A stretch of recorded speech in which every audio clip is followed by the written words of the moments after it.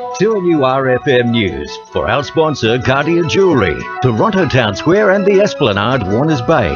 It's 1 o'clock. Good afternoon. I'm Jacinta Lee with 2NURFM Hunter News. A Newcastle man will appear in court today after a police pursuit through Merriweather this morning. The 26-year-old was allegedly driving erratically on Ocean Street at 1 a.m. and is the subject of an outstanding warrant. He was taken to Newcastle Police Station and charged with goods in custody, driving while disqualified and supplying prohibited drugs.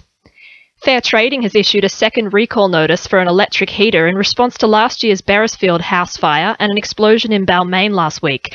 The 2009 Sun Air model FHS 35 poses a major threat of electric shock or fire, and Hunter residents are advised to dispose of it immediately.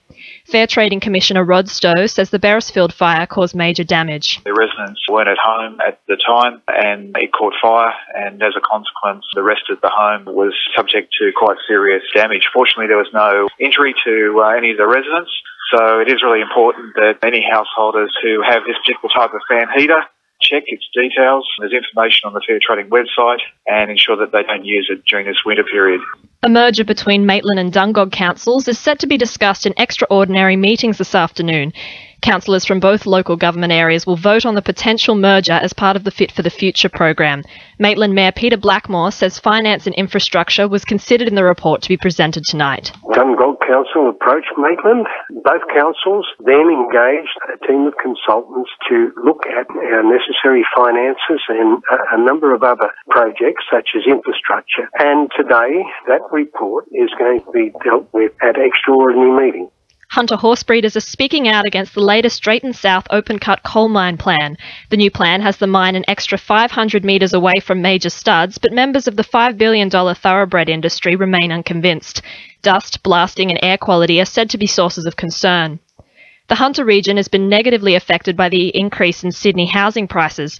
Housing prices in the area have only risen 5% in the last 3 years, compared to Sydney's 45% increase.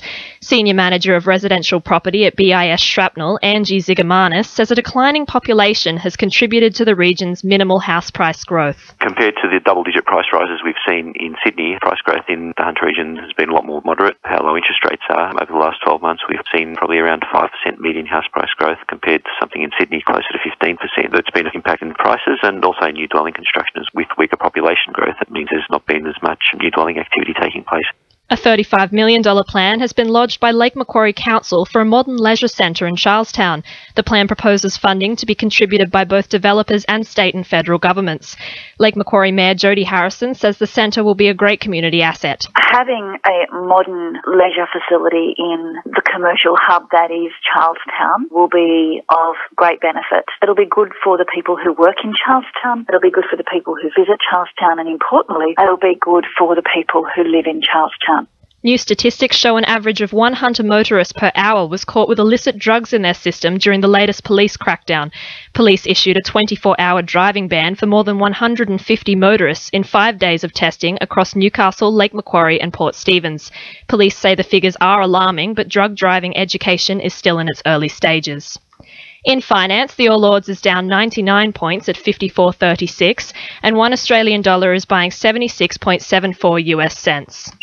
Sport for our sponsor, NewcastleCheapestCars.com.au. The Knights forward pack looks set to take another blow, with Robbie Rocco possibly spending the rest of the season on the sideline.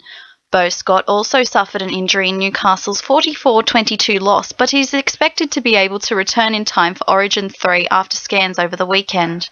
Rocco and Scott join a long list of Knights players on the sideline heading into the bye, but coach Rick Stone says the team is still working well. You know, we've already got a fair few senior players not playing, the 2 first-choice halves, and Kate Snowden and Chris Houston and Jack Stockwell and a few others, you know. So, yeah, we're down on troops. We understand that. 17 that we had today, I thought were pretty committed. In local rugby league, West held on to win 2014 over Cessnock. Central Newcastle beat the Pickers 24-20 despite being reduced to 12 men late in the game. Lakes returned to winning ways with a 22-18 win over Macquarie, and Curry picked up a 22-18 upset victory over South Newcastle. That's sport. I'm Georgia Lupton. 2NURFM News Time is coming up to 1:05.